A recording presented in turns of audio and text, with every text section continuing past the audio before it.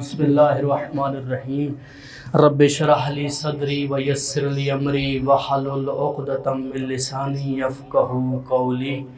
افوض امری اللہ ان اللہ بصیر بالعباد افوض امری اللہ ان اللہ بصیر بالعباد افوض امری اللہ ان اللہ بصیر بالعباد الحمدللہ الذی لا یبلغ مدحتہ القائلون ولا يعصي نعماءه العادون ولا يؤدي حقه المجتهدون الذي لا يدركه بعد الهمم ولا يناله غوث الفتن الذي ليس لصفته حد محدود ولا نعت موجود ولا وقت معدود ولا أجل ممدود فطر الخلائق بقدرته ونشر الرياح برحمته وودد بالصخور ميدان الريح ثم الصلاة والسلام على اشرف الانبیاء والمرسلین وعلی اہل بیتہ الطیبین الطاہرین المعصومین المنتجبین المنتخبین ولعنۃ اللہ علی اعدائہم اجمعین من یوم ھذا الی قیام یوم الدین اما بعد بسم اللہ الرحمن الرحیم قال رسول اللہ صلی اللہ علیہ وآلہ وسلم ان لربکم فی ایام دہرکم نفحات الا فتعرضوا لها صلوات پڑھ محمد وآل محمد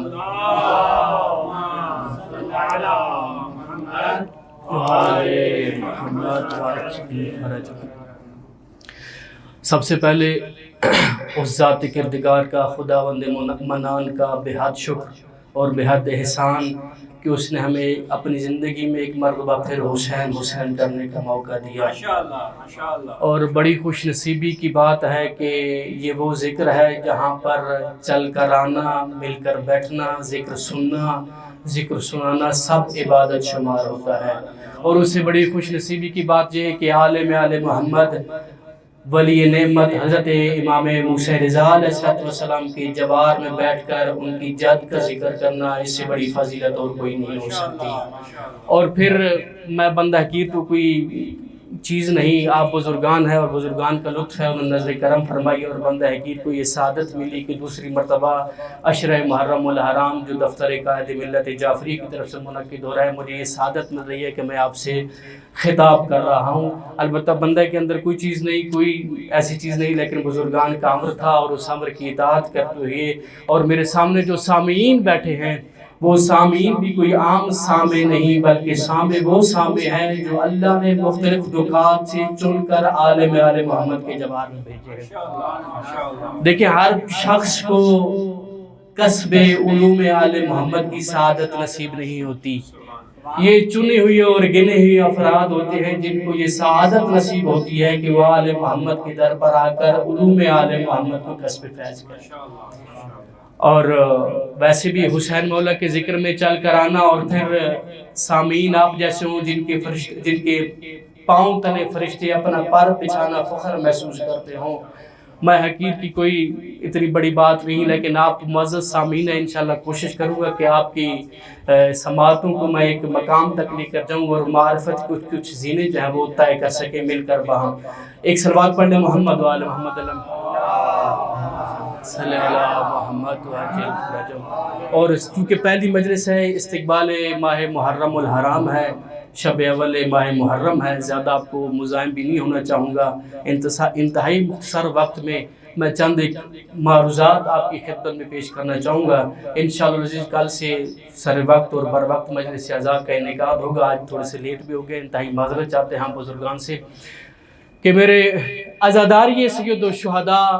وہ عظیم نعمت ہے جس سے اللہ نے اسلام کو بچا کر رکھا ہوا ہے۔ اگر یہ عزاداری سید الشہداء نہ ہو، یہ مجالس عزائے امام حسین نہ ہو، اسلام نابود ہو چکا ہوتا، کیونکہ وہ دنیا والے وہ جو اسلام پیش کرنا چاہتے تھے وہ اسلام تھا جو اسلام علوی نہیں تھا، اسلام نبوی نہیں تھا، بلکہ وہ جو پیش کرنا چاہ رہے تھے وہ اسلام اموی پیش کرنا چاہ رہے تھے، جس میں یہ تھا کہ نہ کوئی فرشتہ آیا تھا، نہ کوئی وحی کا نزول ہوا تھا، نہ کوئی رسول تھا اور نہ کوئی پیغمبر تھا، بس جو کچھ بھی تھا ہم ہیں اور ہماری یہ دنیا ہے جس میں ہر لہو و لعب پایا جاتا ہے۔ وہ اسلام دنیا کو متعارف کروانا چاہتے تھے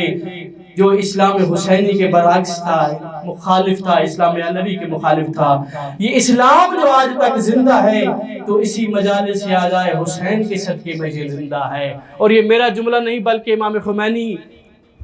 اعلی اللہ مقامہ کا جملہ ہے کہ یہ محرم اور سفر ہی ہیں جنہوں نے اسلام کو بچا کر رکھا ہوا ہے۔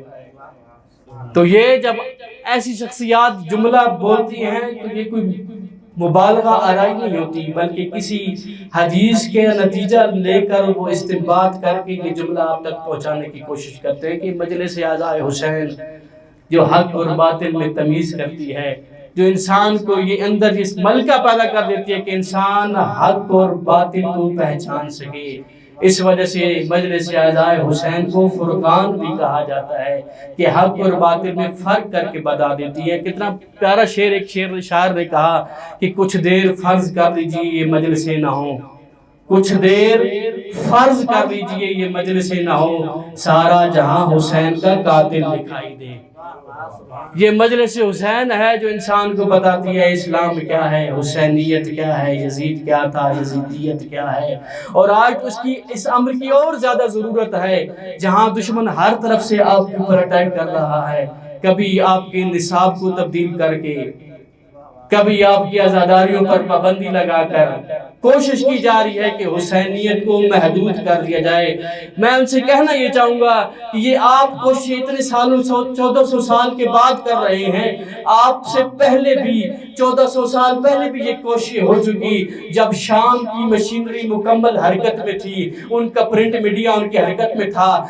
مسلسل یہی کوشش کر رہے تھے کسی طریقے سے اسلام سے علی کا نام مٹا دیا جائے، اس دنیا جہان سے علی کا نام مٹا دیا جائے، فضائل علی کو کم کر کے رکھ دیا جائے۔ لیکن اللہ کا ارادہ تھا کہ یہ دشمن اپنی سازشیں کرتے رہے، ان کے منبر سے یہ آوازیں اٹھتی رہیں، لعن و تبرہ ہوتا رہا، لیکن ارادہ علی یہ تھا، ارادہ اللہ یہ تھا کہ علی کل بھی باقی رہے گا، علی آج بھی باقی رہے گا، علی قیامت تک باقی رہے گا۔ اور قیامت کا دن تو وہ دن ہے یوم تبلی السرائر، جہاں پر حقیقتیں اشکار ہوں گی، اور علی سے بڑی حقیقت ہے ہی کوئی نہیں جو قیامت کے دن سب کے سامنے اشکار ہو کے آ جائے گی۔ پھر اس وقت لوگ حسرت کے ہاتھ مل گئے کہ کاش ہم نے حق علی کے حق میں کوتاہی نہ کی ہوتی۔ ایک صلوات پڑھ لیں محمد و آل محمد علیہ وسلم۔ دشمن باقاعدہ یہ کوشش کر رہا ہے، اور ابھی یہ آپ کے سامنے حال ہی میں نصاب کا مسئلہ بنا ہوا ہے پاکستان میں، اہل بیت علیہ السلام کا جہاں ذکر تھا وہاں سے حذف کر دیا گیا، جہاں علی علیہ السلام کا ذکر تھا وہاں سے علی علیہ السلام کے نام کو حذف کر دیا گیا۔ ہمارے دوست بڑے تھوڑے سے جذباتی ہیں اور بڑے اس ظاہر کی یہ جو پاکستان کا ماحول بنا ہوا ہے اس میں تھوڑا سا جلدی کر جاتے ہیں۔ کوشش کیے کریں جب ایسا معاملہ ہے تو ہمیشہ بزرگان کے تابع رہا کریں، بزرگان کس طرف بیٹھتے ہیں کس طرف جاتے ہیں ان کی اتباع کی کریں، اسی میں ہمارا بھلا بھی ہے اور اسی میں ہمارا فائدہ بھی ہے۔ اور یہ جو خصوصاً سازشیں ہو رہی ہیں آج عزاداری سید و شہداء کے خلاف، آج پہلی محرم تھی اور آج میں نے دیکھا ایک جگہ پہ آیا ہوا تھا کہ خواتین کی مجلس تھی، اس پر FIR کٹ گئی، اور یہ بیانیہ جاری ہو چکا ہے کہ اگر امام بارگاہوں میں بھی مجلس کرانی ہے تو پہلے باقاعدہ تھانے میں رپورٹ کی جائے، وہاں سے اجازت لی جائے، پھر اس کے بعد مجلس اعزا کا آغاز کیا جائے۔ تو یہ دیکھیں کہ پاکستان کو کس طرف لینا، اپنے ملک کی بات کرنا، کسی اور ملک کی بات کرنے کی ضرورت ہی نہیں ہے، اپنے ملک کی بات کی کہ پاکستان کو کس سمت لے کے جایا جا رہا ہے، کس طرف لے کے جایا جا رہا ہے۔ لہٰذا اس میں آپس میں یونٹی کی بہت زیادہ ضرورت ہے، اتحاد کی بہت زیادہ ضرورت ہے، اور جو موقف بزرگان پیش کریں ان کی اتباع کرنے کی ضرورت ہے۔ ہر بندہ ہر شخص اٹھ کر اپنا موقف پیش نہ کرتا رہے۔ ایک صلوات پڑھ لیں محمد و آل محمد صلی علی محمد و آل محمد وعجل فرجہم۔ اور یہ عزاداری سید و شہداء اتنی عظیم نعمت ہے، جملہ میں ایک آپ کی معزز سماعتوں کے حوالے کرنا چاہوں گا کہ یہ عزادار ہے جس کی وجہ سے اللہ اپنی رحمت نازل کرتا ہے۔ میرے مولا امیر المومنین ارشاد فرماتے ہیں کہ لو ان عبدا بقا فی امت لرحم اللہ تعالی تلک الامہ لبقائے ذالک العبد، کہ میری امت میں سے یعنی امت مصطفیٰ میں سے کوئی شخص گریہ کرے جو اس شخص کے گریے کی وجہ سے اللہ پوری امت پر رحمت نازل کرتا ہے۔ یعنی عزادار غم حسین میں آ کر گریہ کرے تو اپنے لیے تو برکت کا باعث ہے، اس علاقے کے لیے تو برکت کا باعث ہے، لیکن اللہ ساری امت پر اس عزادار کی وجہ سے اپنی رحمت نازل کرتا ہے۔ اب یہ مفہوم بڑا وسیع ہے رحمت کا، جس چیز پر رحمت صدق کرتی ہے وہ عزادار کی برکت کی وجہ سے اوپر سے نازل ہو رہی ہے۔ ایک مثال دیتا ہوں قرآن سے کہ میرے اللہ تبارک و تعالی ارشاد فرماتے ہیں کہ انزل من السماء ماء فاخرج به من الثمرات رزقا لكم، یہ آسمان سے پانی برستا ہے، اس کو آپ کیا کہتے ہیں؟ بارش، باران رحمت۔ تو رحمت کا مصداق ہے یہ یا نہیں؟ اللہ ارشاد فرماتا ہے کہ انزل من السماء ماء، میں وہ ذات ہوں جو آسمان سے پانی برساتی ہوں۔ پھر کیا ہوتا ہے؟ فاخرج به من الثمرات رزقا لكم، میں اسی پانی کے ذریعے سے تمہارے لیے پھل لگاتا ہوں اور اس پھل کو تمہارے لیے رزق قرار دیتا ہوں۔ اب عزادار کو کوئی مانو یا نہ مانے، عزادار کی گریے کو کوئی مانے یا نہ مانے، عزادار کے ماتم کو کوئی مانے یا نہ مانے، جو بندہ یہ پھل بطور رزق کھا رہا ہے، حقیقت یہ ہے کہ عزادار کے گریے کی وجہ سے کھا رہا ہے۔ یہ عزادار کی گریے کی اہمیت اور عظمت ہے کہ عزادار کی گریے کی وجہ سے، ایک مومن عزادار کی گریے کی وجہ سے اللہ ساری امت پر رحمت نازل کر دیتا ہے، اس کی رحمت کا سایہ ساری امت کو اپنی لپیٹ میں لے لیتا ہے۔ تو عزادار کو اپنی عزت اور عظمت سمجھنی چاہیے اور اس کو محفوظ رکھنا چاہیے۔ اور یہ ایک جملہ میں آپ کے ایک سماعتوں کے حوالے کرنا چاہتا ہوں کہ عزادار اپنی عظمت اگر پہچان لے، وہ منزلت جو اللہ نے عزادار کو دی ہے حسین مولا کے نام کی برکت کی وجہ سے، فرشتے عزادار کی خدمت کرتے نظر آئیں گے۔ فقط ہمیں اپنی پہچان کرنے کی ضرورت ہے۔ میں زیادہ آپ کے اس میں نہیں جانا چاہتا چونکہ ایام محرم ہے اور پہلی مجلس استقبال محرم ہے۔ میں چند ایک وظائف جو میرے مولا امام رضا علیہ السلام نے بتائے ہیں کہ اس محرم میں کرنا کیا ہے، محرم کو کس انداز سے منانا ہے، وہ میں آپ کے سامنے پیش کرنا چاہوں گا۔ زیادہ دیر آپ کو مزاحم بھی نہیں ہونا چاہتا۔ میرے مولا کے جس کلام کو، فرمان ذیشان کو، رسول اکرم صلی اللہ علیہ وسلم کے فرمان ذیشان کو میں نے سرنامہ سخن کرا دیا ہے، اِنَّا لِرَبِّكُمْ فِي أَيَامِ دَهْرِكُمْ نَفَحَاتٍ أَلَا فَتَعَرَّضُوا لَهَا، کہ اللہ تبارک و تعالی کی طرف سے تمہاری زندگیوں میں کبھی کبھی ایسی باد نسیم آتی ہے جس میں جو اپنا رزق خاص لے کر آتی ہے، بس کوشش کرو ان ہواؤں کو اپنے اندر جذب کرو۔ یہ اس کا ترجمہ تھا سادہ سا، پھر ایک دفعہ دہرا دیتا ہوں۔ میرے مولا فرماتے ہیں رسول معظم وما ينطق عن الهوى ان هو الا وحی یوحی کا مصداق فرماتا ہے جو لبوں کو حرکت نہیں دیتا مگر حرکت دیتا ہے تو وہی الہی ہوتی ہے یا ارادہ الہی ہوتا ہے۔ وہ جب بھی حرکت دیتا ہے ارادہ الہی کے تحت حرکت دیتا ہے۔ وہ فرماتے ہیں کہ تمہاری زندگیوں میں کچھ ایسی فرصتیں آتی ہیں، کوشش کرو کہ ان فرصتوں سے اپنے آپ کو منور کر لو، ان فرصتوں سے استفادہ کر لو، ان فرصتوں کو اپنے وجود کا حصہ بنا لو، ان فرصتوں سے اپنے وجود کو معطر کر لو۔ سوال ہو سکتا ہے کہ کون سی ایسی فرصتیں ہیں جن کے بارے میں میرے رسول معظم ارشاد فرما رہے ہیں کہ تمہاری زندگیوں میں یہ باد نسیم چلتی ہے، کوشش کرو کہ اس باد نسیم کو اپنے وجود کا حصہ بنا لو یا اپنے وجود کو اس باد نسیم سے معطر کر لو۔ تو میں مثال کے ذریعے سے اپنی بات پہنچانے کی کوشش کر رہا ہوں، سمجھانے کی کوشش تو ہے نہیں، سارے میرے سے معظم اور بزرگ شخصیتیں بیٹھی ہیں، پہنچانے کی کوشش کر رہا ہوں کہ رات اور دن پر اگر نظر دوڑائیں تو ایک وقت ایسا ہے کہ جن میں یہی باد نسیم کچھ رزق خاص لے کر چلتی ہے، جس کے بارے میں کہا جاتا ہے ان الملائکۃ تقسم الراق بنی آدم بین طلوع الفجر الی طلوع الشمس، کہ ملائکہ، اللہ کے ملائکہ اللہ کی طرف سے خاص رزق لے کر طلوع فجر سے لے کر طلوع شمس تک چلتے ہیں۔ جو شخص فمن نام فیما بینہما نام عن رزقہ، جو شخص بھی طلوع فجر سے لے کر طلوع شمس تک سوتا رہے گا وہ اس رزق خاص سے محروم رہ جائے گا۔ اس مجلس کا عنوان بھی میں نے یہی دیا تھا کہ محرم الحرام رزق عزائے خاص برائے عزاداران، کہ یہ محرم الحرام ایک خاص رزق عزاداروں کے لیے لے کر آتا ہے۔ یہ مثال میں دے رہا ہوں جو رسول معظم نے فرمایا کہ تمہاری زندگی میں کچھ ایسی فرصتیں آتی ہیں، کبھی کبھی ایسی ہوائیں چلتی ہیں جو کچھ خاص رزق لے کر آتی ہیں۔ کوشش کرو الا فتعرضوا لها کہ اپنے آپ کو اس باد نسیم کا حصہ بنا لو یا ان فرصتوں سے استفادہ کر لو۔ تو پہلا دن اور رات میں اگر بندہ تلاش کرنے کی کوشش کرے کہ وہ کون سا خاص وقت ہے جس میں یہ ہوائیں چلتی ہیں اور اپنا خاص رزق لے کر آتی ہیں، تو وہ ہے طلوع فجر سے لے کر طلوع شمس تک کا وقت، جس میں ارشاد ہوتا ہے کہ ان الملائکۃ تقسم ارواح بنی آدم بین طلوع الفجر الی طلوع الشمس، کہ ملائکہ طلوع فجر سے لے کر طلوع شمس تک ایک خاص رزق لے کر نازل ہوتے ہیں۔ جو سو جاتا ہے اس ٹائم پہ، اس وقت پر، جو ہم طالب علموں کی اکثر عادت ہے، جو سو جاتا ہے اس وقت پر، وہ اس رزق خاص سے محروم رہ جاتا ہے۔ بے شک انسان سارا دن بھی عبادت کرتا رہے، لیکن یہ جو مخصوص وقت ہے جو اس کے ہاتھ سے نکل گیا ہے، یہ مخصوص رزق اس کے ہاتھ سے نکل گیا ہے، وہ دوبارہ اس کے ہاتھ میں واپس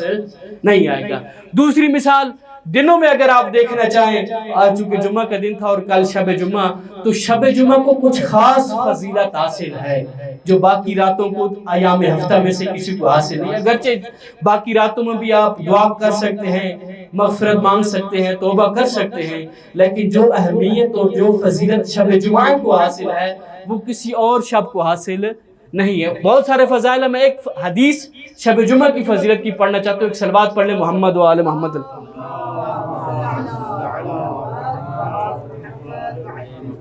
پانچویں امام باقر علیہ السلام سے یہ حدیث ہے، میرے مولا فرماتے ہیں کہ جب شب جمعہ ہوتی ہے تو ہوتا ہے کیا ہے کہ ان اللہ تعالی لا ینادی کل لیلۃ جمعۃ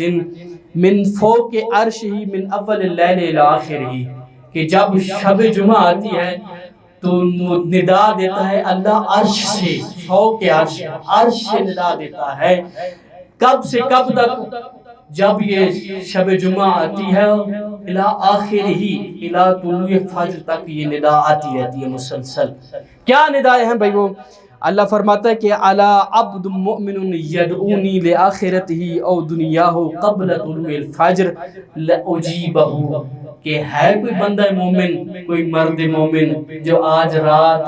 میں اللہ سے آخرت مانگ لے یا دنیا مانگ لے، طلوع فجر ہونے سے پہلے تک میں اللہ اس کی دعا مستجاب کروں۔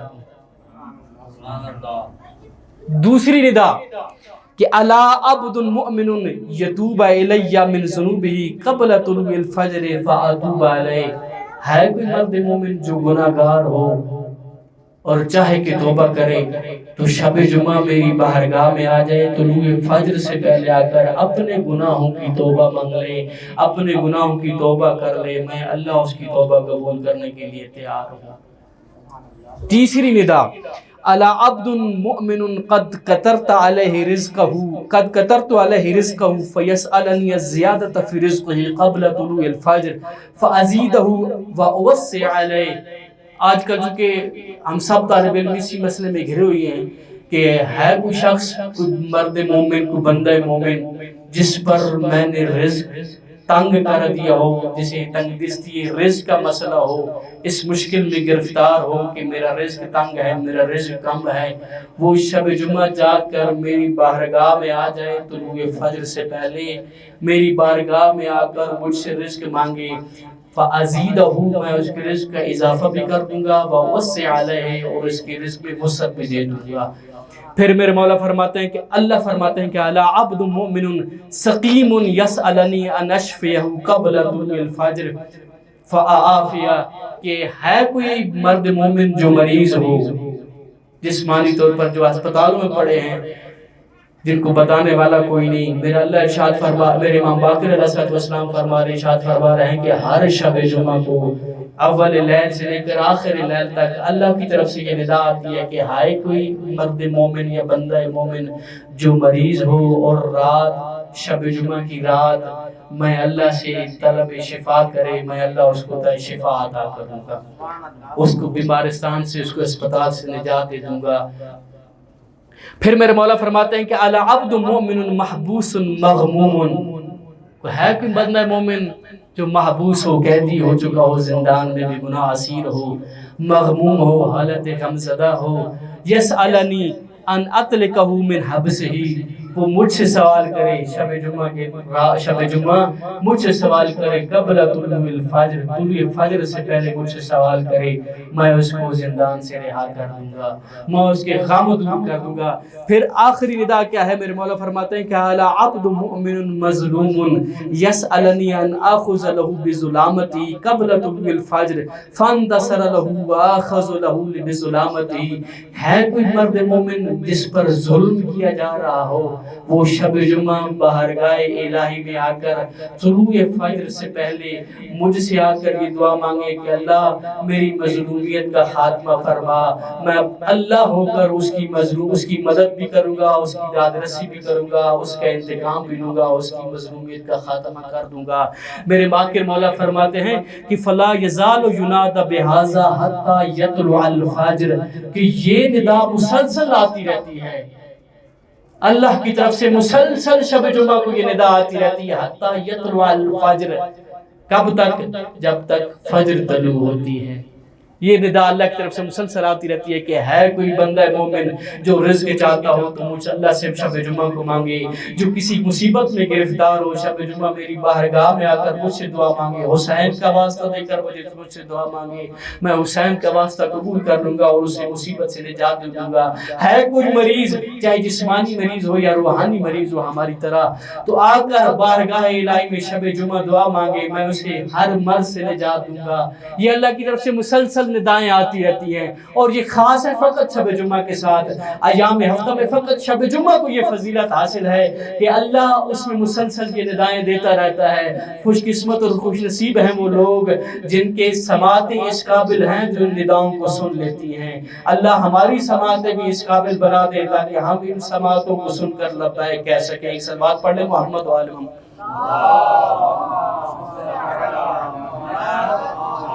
شب و روز میں صبح کا وقت وہ عظیم وقت ہے جس میں ہوائیں کچھ خاص رزق لے کر آتی ہیں۔ شب جمعہ شب دعا ہے، شب مغفرت ہے، شب استغفار ہے، شب توبہ ہے، دعاؤں کی قبولیت کی شب ہے۔ یہ رزق خاص فقط مختص ہے شب جمعہ کے ساتھ۔ اگر مہینوں پر نظر دوڑائیں تو جو عظمت اور فضیلت ماہ مبارک رمضان کو حاصل ہے، وہ فضیلت اور برکت اور رحمت والا مہینہ کوئی دوسرا مہینہ آپ کو نظر نہیں آئے گا، جسے اللہ نے اپنی طرف نسبت دی ہے۔ شہر رمضان شہر اللہ، سارے مہینے اللہ کے ہیں لیکن اس خاص مہینے کو اللہ نے اپنی طرف نسبت دے کر اس کو اور خاص و خاص بنا دیا ہے، اور اتنی عظمت والا اور برکتوں والا اور رحمتوں والا مہینہ ہے یہ ماہ مبارک رمضان، کہ اس میں کچھ ایسے غیر اختیاری کام ہیں کہ جن کو اللہ اپنی عبادت شمار کرتا ہے، جن میں پہلا کام ہے روزہ دار جب روزہ رکھ کر سانس لیتا ہے، اللہ ماہ مبارک رمضان کی عظیم ساعتوں کے بدلے میں ان سانسوں کو سبحان اللہ قرار دے دیتا ہے۔ روزہ دار سانس لیتا ہے، فیہ تسبیح انفاسکم فیہ تسبیح، تمہارا اس مہینے میں سانس لینا بھی اللہ تسبیح شمار کر دیتا ہے۔ اور یہ دیکھیے گا آپ نحوی حضرات اور ادبی حضرات بیٹھے ہیں، انفاسکم فیہ،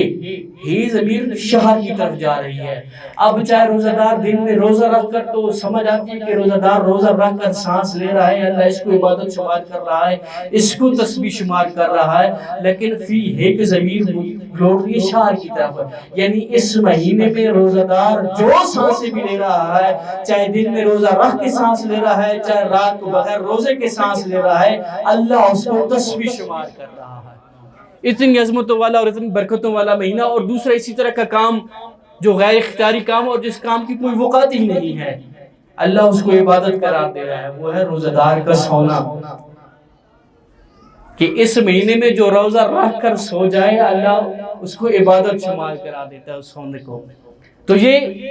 اس ماہ مبارک رمضان کی برکت ہے اور اس کی اپنی ایک فضیلت ہے جس کی وجہ سے یہ کام غیر اختیاری کام بھی اللہ نے عبادت شمار قرار دی ہے، اور باقی مہینوں کو یہ فضیلت حاصل نہیں۔ اور اسی طرح ماہ رمضان کی بہار ہے کہ رزق کی خاص کا نام ہے قرآن،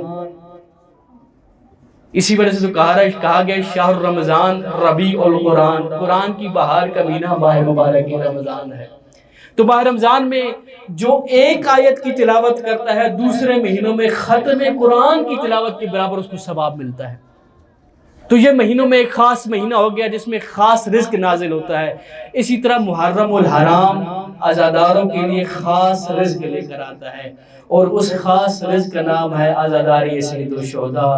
گریہ اور ماتم۔ آغا آیت اللہ جوادی عمری حافظ اللہ ارشاد فرماتے ہیں کہ محرم ہم سطح ضیافت الہی است، کہ یہ محرم الحرام کا مہینہ اسے عام مہینہ نہ سمجھے، یہ محرم الحرام کے 10 دن اسے عام دن نہ سمجھو، یہ ضیافت الہی کے برابر کا مہینہ ہے۔ بالکل اسی طرح جس طرح وہاں پر سانس لینا تسبیح شمار ہوتا تھا، اسی طرح یہاں پر بھی نفس المحمون لظلمنا تسبیح فینا لظلمنا تسبیح، کہ جو کوئی بھی ہمارے غم میں سرد آہ بھرے گا اللہ اس کو سرد آہ کو تسبیح میں شمار کرے گا۔ تو یہ محرم الحرام ایک خاص دن ہے، ان دنوں کو اور دوسرے دنوں کو تھوڑا سا فرق ہونا چاہیے، اور قدیم میں علماء کرام باقاعدہ ان دنوں کا استقبال کرتے تھے، باقاعدہ اپنے مراقبت کرتے تھے، اپنے ہاتھوں کی مراقبت کرتے تھے، اپنی آنکھوں کی مراقبت کرتے تھے کہ یہ آنکھیں اس قابل ہو جائیں تاکہ حسین کی عزاداری میں آنسو بہا سکیں، یہ ہاتھ اس قابل ہو جائیں تاکہ حسین کی عزاداری میں سینہ زنی کر سکیں، حسین کے غم میں ماتم کر سکیں۔ یہ قدیم علماء یہی کوشش کرتے تھے اور اس پر کامیاب ہوتے۔ آیت اللہ قاضی کے ایک جملہ میں پڑھ رہا تھا کہ وہ اتنے معذب ہو کر محرم الحرام میں مجلس عزا حسین میں بیٹھتے تھے، اتنے معذب ہو کر بیٹھتے تھے جیسے کسی حجت الہی کے سامنے بیٹھے ہو، اور جیسے ہی مجلس عزا ختم ہوتی تھی سب سے پہلے باہر نکل کر عزاداروں کی جوتیاں سیدھی کرتے تھے۔ آغا قاضی طبع طبعی۔ تو یہ اس طرح کے دن ہیں اور اس طرح کے ایام ہیں۔ میرے مولا رضا علیہ السلام ارشاد فرماتے ہیں اپنے بابا کے بارے میں کہ ان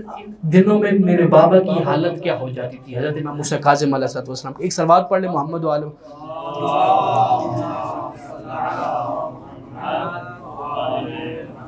مولا فرماتے ہیں کہ اذا دخل الشہر المحرم لا یرا ضاحکا،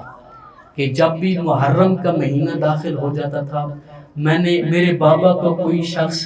مسکراتے ہوئے نہیں دیکھتا تھا۔ وَكَانَتَ الْكِعَابَةُ تَغْلِبُ عَلَيْهِ، اور غم میرے بابا پر غلبہ پا لیتا تھا۔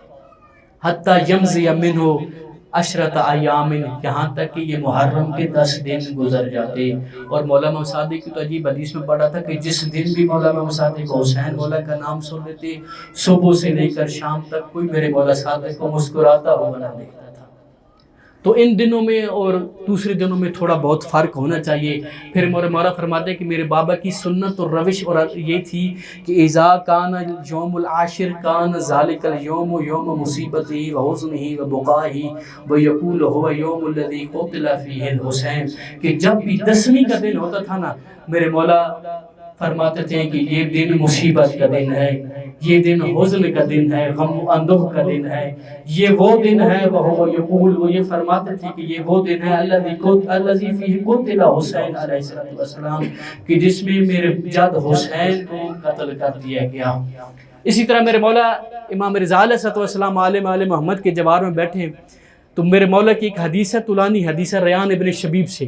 کہ ریان ابن شبیب آتا ہے میرے مولا کی بارگاہ میں تو میرے مولا پوچھتے ہیں اس سے اصائم انت، کیا تو نے روزہ رکھا ہے؟ اور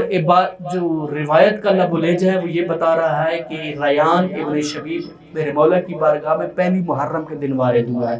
میرے مولا فرماتے ہیں کہ ریان کیا تو نے آج روزہ رکھا ہے؟ اس نے کہا مولا میں نے روزہ تو نہیں رکھا۔ پھر میرے مولا فرماتے ہیں یہ وہ دن ہے جس دن زکریا حضرت زکریا کی دعا قبول ہوئی تھی۔ جناب زکریا نے کہا تھا کہ میرے اللہ مجھے نسل پاک عطا فرما دے، تو یہ پہلی محرم کے دن انہوں نے روزہ رکھا تھا اور روزے کی حالت میں اللہ سے دعا کی تھی، اللہ نے ان کی دعا مستجاب فرمائی تھی۔ اللہ نے فرشتوں کو حکم دیا تھا جا کے جناب زکریا کو خوشخبری دے دو کہ آج کے دن کے صدقے میں ہم نے تمہیں یحییٰ عطا کیا۔ آیت اللہ میر باقری کہتے ہیں کہ اگر کوئی شخص یہ چاہتا ہے کہ نسل پاک کی خواہش چاہتا ہے کہ وہ اس کی نسل پاک ہو، اس کی اولاد ذریت طیبہ ہو، تو وہ پہلی محرم کے دن روزہ رکھ کر یہ دعا اللہ سے نسل پاک کی دعا مانگے. اللہ اسے جس طرح جناب زکریا کو یحییٰ جیسا بیٹا عطا کیا تھا اس کو بھی اسی دعا اس دن کے صدقے میں یحییٰ جیسا بیٹا یعنی ذریت طیبہ عطا کرے گا. تو میرے مولا فرماتے ہیں کہ جو شخص بھی فمن صام هذا اليوم اس دن روزہ رکھے گا ثم دعا اللہ عز و جل پھر اللہ سے دعا مانگے گا اللہ اس کی دعا قبول کرے گا جس طرح جناب زکریا کی دعا قبول فرمائی تھی. پھر میرے مولا نے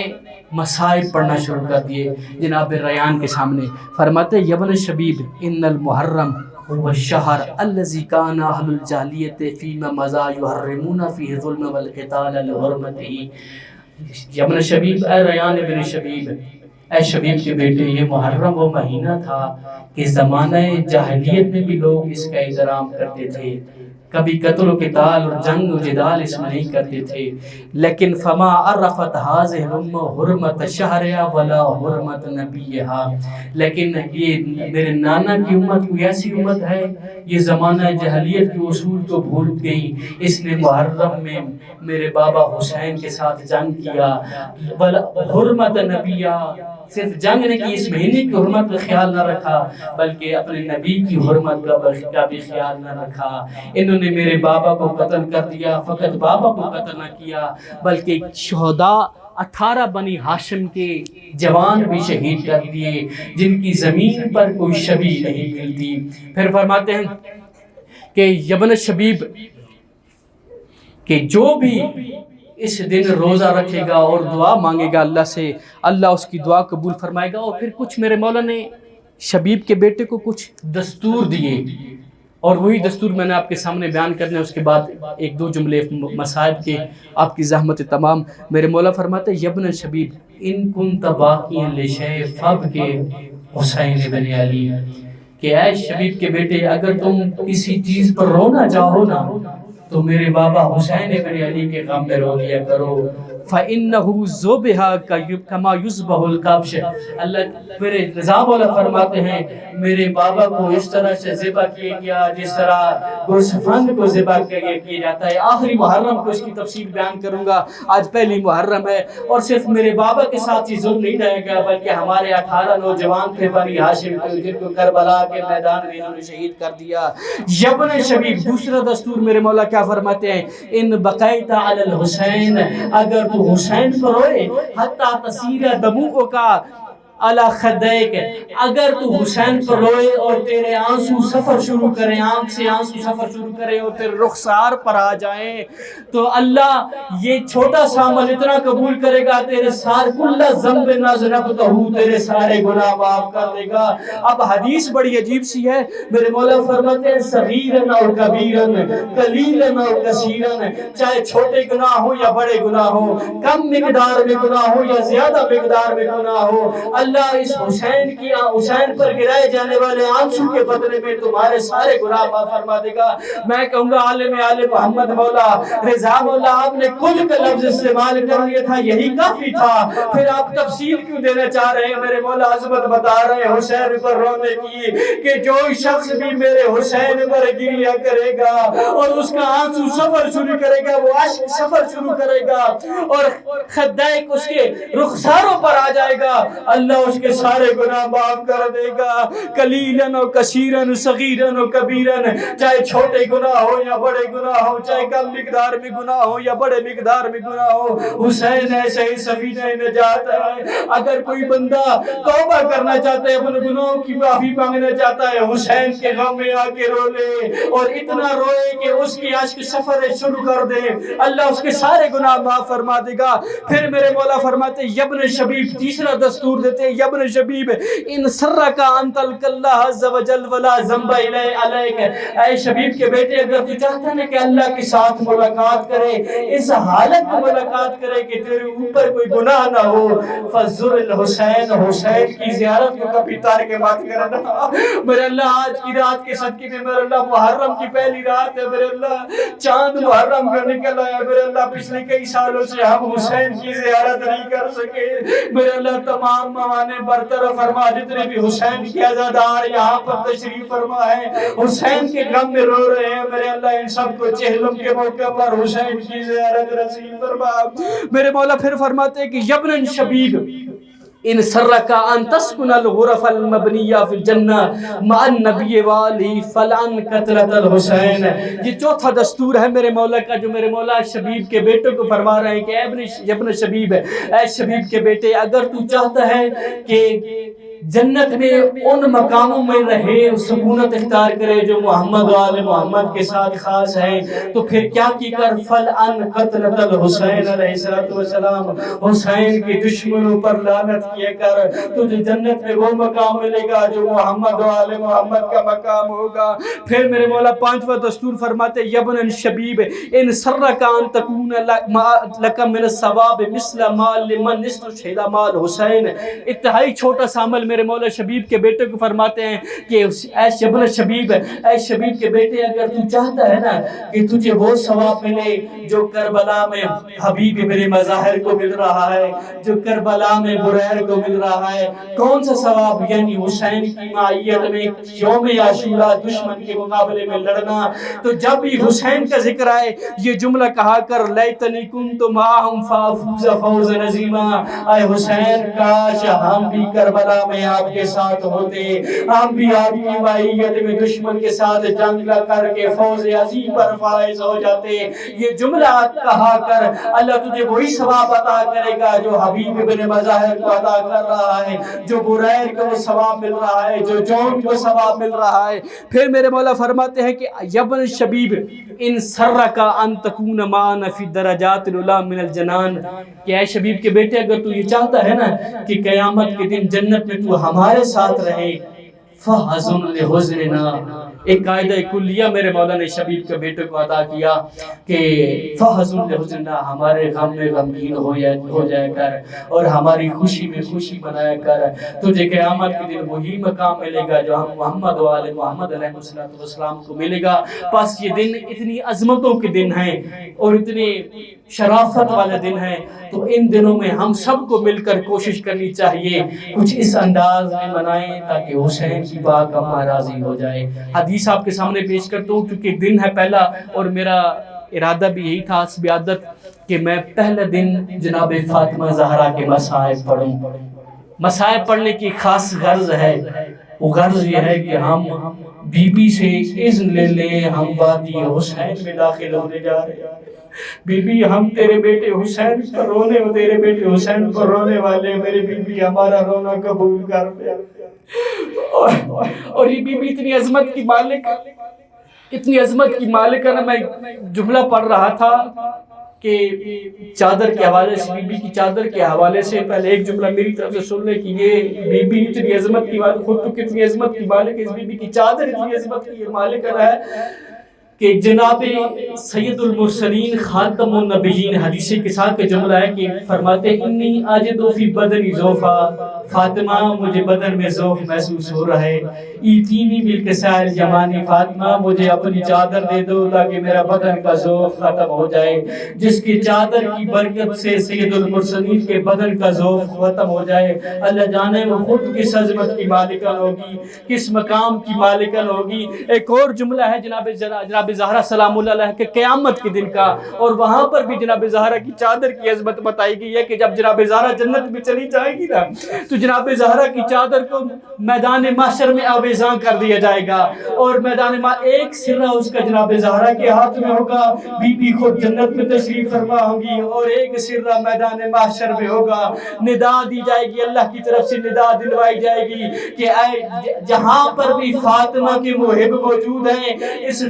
فاطمہ کی چادر کے دھاگوں کے ساتھ آویزاں ہو جاؤ، تم سب کی شفاعت ہونے والی ہے۔ یہ فاطمہ زہرا سلام اللہ کی چادر کی عظمت ہے۔ جناب صادق علیہ السلام تشریف فرما تھے، جناب زرارہ اور جناب ابا بصیر مولا کے پاس آتے ہیں، جناب زرارہ کو دیکھ کر جناب مولا فرماتے ہیں، مولا امام صادق فرماتے ہیں کہ ابا بصیر و زرارہ حسین پر گریہ کیے کرو، حسین پر رویا کرو، حسین پر ماتم کیا کرو۔ جناب صادق مولا فرماتے ہیں کہ ہماری ماں آج بھی گریہ کر رہی ہے حسین پر۔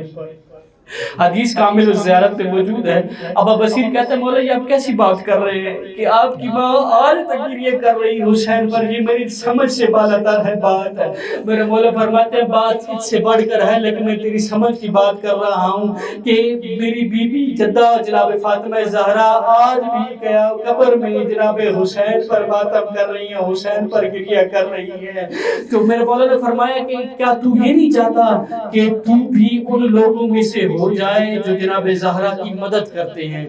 لیسعد فاطمہ اما تحب ان تکون فی من یسعد فاطمہ، کیا ابا بصیر تو یہ نہیں چاہتا کہ تو بھی ان لوگوں میں شامل ہو جائے جو زہرا کی مدد کرنے والے ہوں؟ جناب ابا بصیر کہتے ہیں کہ مولا ہماری تو خواہش یہ ہے کہ ہم جناب زہرا کی مدد کرنے والے بن جائیں۔ تو صادق مولا فرماتے ہیں کہ جو بھی حسین پر گریہ کرتا ہے نا وصل فاطمہ زہرا سلام اللہ علیہا، وہ میری ماں جناب زہرا کے ساتھ متوسل وصل ہو جاتا ہے اور اس کا گریہ میری ماں کے لیے مددگار بن جاتا ہے۔ ہم عزادار بھی آج اس وجہ سے مل کر بیٹھے ہیں، اب نیت بنا لیے کرو جب بھی مجلس اعزاء میں آیا کرو نا جینا کہ اے میری بی بی ہم آئے ہیں کہ اس وجہ سے آیا تھا کہ ہم فاطمہ کی مدد کر سکیں، اس کے حسین پر گریہ کر کر، اس کے حسین پر ماتم کر کے ہم فاطمہ کے مددگار بن سکیں۔ یہ اتنی عظمت والی بی بی ہے جس کے بارے میں رسول فرماتے تھے فاطمہ تو بضعۃ منی فمن اذاها فقد اذانی۔ میرے مولا فرماتے تھے کہ فاطمہ میرا ٹکڑا ہے، جس نے بھی اس کو اذیت دی اس نے مجھے اذیت دی۔ بس میں مصائب کی طرف دو تین جملے مصائب کی، چونکہ ابتدائی محرم ہے، اشرف محرم الحرام کا آغاز ہے، استقبال کی مجلس ہے، جناب زہرا سلام اللہ علیہ کے مصائب کے چند ایک جملے مکمل شہادت نہ بندہ پڑھ سکتا ہے نہ کوئی سن سکتا ہے۔ ایک استاد کا جملہ ہے کہ جس طرح بی بی مجہولت القدر ہے نا، اسی طرح بی بی کے مصائب بھی مجہولت المصائب ہے، بی بی کے مصائب بھی مجہول ہے، بی بی کے مصائب پڑھے نہیں جا سکتے۔ آج دعائے نطبہ ہے، آپ نے جمعے کا دن تھا، دعائے نطبہ آپ نے پڑھی تھی، اس میں ایک جملہ ہے کہ فعل عطائب اہل بیت من محمد وآلہ، کہ عطائب میں سے نیک لوگوں میں محمد و آل محمد پر گریہ کرنا ہے۔ فَلْيَبْكِ الْبَاكُونَ، گریہ کرنے والوں نے گریہ کرنا ہے، اور وَيَزِجِّ الزَّاجُونَ وَيَعِجِّ الْعَاجُونَ، اور گریہ کے مختلف انداز بتائے گئے ہیں کہ گریہ کس انداز میں کرنا ہے۔ يَبْكَ الْبَاكُونَ، کچھ گریہ کرنے والے گریہ کریں، يَزِجِّ الزَّاجُونَ، جو چیخ مار کر رو سکتا ہے وہ حسین پر چیخ مار کر روئے، یا حسین کی اماں پر چیخ مار کر روئے، جو وَيَعِجِّ الْعَاجُونَ، جس طرح کی شدت کا گریہ ہو سکتا ہے جناب فاطمہ زہرا پر یہ شدت کا گریہ کرنا چاہیے۔ میں یہ حدیث پڑھتا ہوں، یہ روایت پڑھتا ہوں تو کچھ سمجھ سے بالاتر ہے یہ روایت ہے۔ جو روایت یہ ہے کہ البقاؤن خمسۃ، کہ دنیا میں سب سے زیادہ رونے والے 5 ہستیاں ہیں۔ یہ روایت پڑھی جائے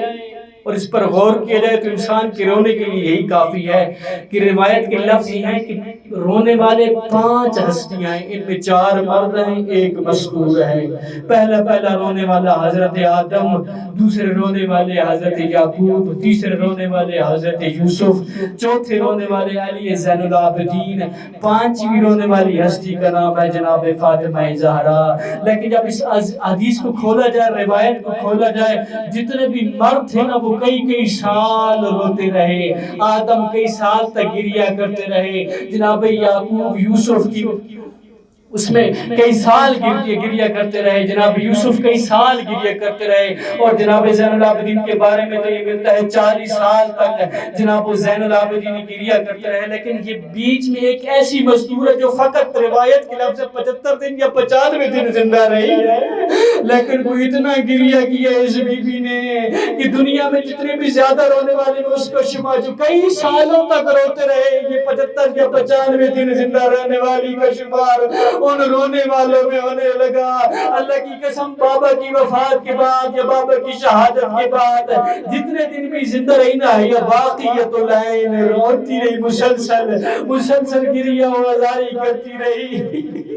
اور بی بی کی عمر کیا تھی؟ 18 سال۔ میں ایک مقایسہ کرتا ہوں کہ چھوٹے بچہ ہو نا، چھوٹا بچہ 5 ماہ کا 6 ماہ کا یا 5 سال کا یا 6 سال کا، اس کا بدن ضعیف ہوتا ہے، اس کا بدن کمزور ہوتا ہے، اس کی ہڈیاں کمزور ہوتی ہیں، اس پر اگر ظلم کیا جائے گا تو اس کی ہڈیاں پگھل جاتی ہیں۔ 18 سال کڑیل جوان، بدن مضبوط ہوتا ہے، لیکن کوئی اتنا ظلم ڈھایا ہے امت مصطفیٰ نے اور کلمہ گو مسلمانوں نے جناب زہرا سلام اللہ علیہ پر ذہب لحمھا، اللہ کی قسم جناب زہرا کا گوشت ختم پگھل گیا تھا اور صرف ہڈیاں باقی رہ گئی تھی۔ سارت کل خیال، صادق مولا فرماتے میرے جملے نہیں ہے، میرے مولا فرماتے ہیں میری بی بی اور میری اماں ایسے بن گئی تھی جیسے ایک خیال ہو، ایک سایہ تھا جس سے سانس آتا بھی تھا، سانس جاتا بھی تھا۔ اس بی بی کے مصائب نے ہر امام کو بڑا رلایا ہے۔ ایک روایت اس کے بعد ختم۔ امام جواد علیہ السلام کی عمر ہے 3 یا 4 سال۔ ایک دفعہ میرے مولا رضا دیکھتے ہیں کہ میرے جواد، جناب جواد ہاتھ پر زمین پر رکھ کر آسمان کی طرف رخ کر کے ایک طویل فکر میں چلے گئے ہیں۔ میرے مولا جاتے ہیں، جناب عالم محمد علم الہی کے مالک نے دیکھ لیا کہ جواد کیا سوچ رہا ہے، فوراً جاتے ہیں جناب جواد کو سینے سے لگاتے ہیں، بیٹا تیرا سن تو 3 سال کا 4 سال کا ہے، اتنی لمبی فکر کرنے کا تیرا سن نہیں ہے، کس فکر میں کھو گئے ہو؟ جناب جواد مولا فرماتے ہیں بابا انی افکر فیما سونیا بی امی زہرا، او بابا میں سوچ رہا ہوں ان لوگوں نے میرے ماما ماں کے ساتھ کیا کیا تھا اور زہرا کے ساتھ کیا کیا تھا، کیسے اکیلی زہرا اور در و دیوار کے درمیان آ گئی اور کیسے میری ماں کی پسلیاں انہوں نے توڑی اور کیسے میری ماں کا موشن انہوں نے شہید کیا اور کیسے میری ماں کو انہوں نے مارا اور کوئی تعزیہ نہ مارتا تھا اور کوئی تماچا مار کے کہتا تھا زہرا اجر رسالت لے لو، ہم اجر رسالت دینے کے لیے آئے ہیں، اجرکم اللہ اجرکم اللہ، آوازیں آزاد کرو۔ انہی آوازوں کے بارے میں میرے مولا صادق فرماتے ہیں اللہم ارحم تلک الصرخہ التی کانت لدا، او میرے اللہ ان آوازوں پر رحم فرما جو ہمارے لیے ہمارے غم میں نکلتی ہے۔ اللہ کی قسم یہ آوازیں صادق مولا کو بڑی پسند ہے، امام زمان کو بھی بڑی پسند ہے۔ اتنا ظلم ڈھایا نا، آج ایک بیٹا پردہ غیب میں موجود ہے، کیا کہتا ہے وہ بیٹا رو کر تو یہی کہہ رہا ہے نا کہ میں دن صبح بھی رہوں گا شام بھی رہوں گا، اللہ کی قسم میری آنکھ سے آنسو ختم ہو جائے میں خون کے آنسو رہوں گا۔ یہی امام زمانہ کی سنت ہے، صبح بھی ماتم کرتے ہیں حسین پر، شام بھی روتے ہیں حسین پر۔ آخری روایت پڑھ رہا ہوں آپ کے سامنے۔ سارت کل خیال کہ بی بی کل خیال ایک شبے کی مانند رہ گئی تھی۔ اجرکم اللہ، یا زہرا ہمارا پرچہ قبول فرما، یا صاحب العصر والزمان ہمارا پرچہ قبول کیجئے میرے مولا، ہمیں حسین کی حقیقی عزاداروں میں سے ہمارا شمار فرمائیے۔ جب شہادت کی خبر ملی نا تو مولا علی علیہ السلام نے اپنے ہر بچے کو چپ کروایا کہ رو آرام سے گریہ کرو، جناب زینب سے کہا گریہ کرنا ہے، آرام سے گریہ کرو، یہ علی کا گھر ہے، یہاں سے آوازیں بلند نہیں ہونی چاہیے، لوگوں کو پتہ نہیں چلنا چاہیے یہاں پہ کون رہ رہا ہے۔ آواز کا پردہ بنانا چاہ رہے تھے مولا علی علیہ السلام۔ جب غسل دیا نا تو اچانک جناب علی کی چیخیں نکل گئی ہیں، اللہ اچانک علی نے رونا شروع کر دیا۔ جناب ابن سبا پوچھئے ہیں علی مولا آپ ابھی تو حسن کو کہہ رہے تھے، حسین کو کہہ رہے تھے، جناب زینب کو کہہ رہے تھے، جناب ام کلثوم کو کہہ رہے تھے گریہ کرنا ہے لیکن آہستہ آواز میں گریہ کرنا ہے، یہ کیا ہوا؟ اچانک آپ خود چیخیں مار کر رونے لگے۔ جناب امیر فرماتے ام سلمہ اور مجھے علم نہیں تھا، مجھ سے فاطمہ اتنے دن چھپاتی رہی، فاطمہ کی پسلیاں ٹوٹ چکی تھی اور فاطمہ کا سارا بدن سیاہ ہو چکا تھا۔ عزاداروں مدینہ میں جتنے بھی ظلم ڈھائے گئے نا یہ خلاصہ ہے کربلا تفصیل ہے۔ اگر مدینہ میں دروازے پر آگ نہ لگتی، کربلا میں خیام نہ جلائے جاتے۔ پھر ایک اور مقایسہ کرتا ہوں، مدینہ میں جس ہستی کو شہید کیا گیا وہ جناب زہرا مستور تھی، کربلا میں جتنے شہید کیے گئے وہ سارے بر تھے۔ مدینہ میں جناب امین کے گلے میں رسیاں ڈالی گئی، کربلا میں علی زین العابدین کے گلے میں توق ڈالا گیا، اور اگر مدینہ میں محسن شہید نہ ہوتا اور کربلا میں اصغر شہید نہ ہوتا، جیسی دروازہ گرا نا بی بی کے اوپر، بی بی نے آواز ہی کہ کہا یا فضت خزینی الواللہ کل کو تلا فیما شائی، فضا جلدی آ مجھے سہارا دے، اور جو کچھ میرے شکم میں تھا وہ شہید کر دیا گیا۔ اتنے مسائب بی بی میں ہے، بی بی بابا کی طرف روک کر قبر کی طرف روک کر کہتی ہے سبت اللہ یا مسائب لو اللہ سبت اللہ لیا بسرنا لیا لیا۔ او بابا تیری بیٹی فاطمہ پر اتنے مسائب آئے، اگر یہ مسائب دنوں میں آتے دن سیاہ راتوں میں تبدیل ہو جاتے، ماتم حسین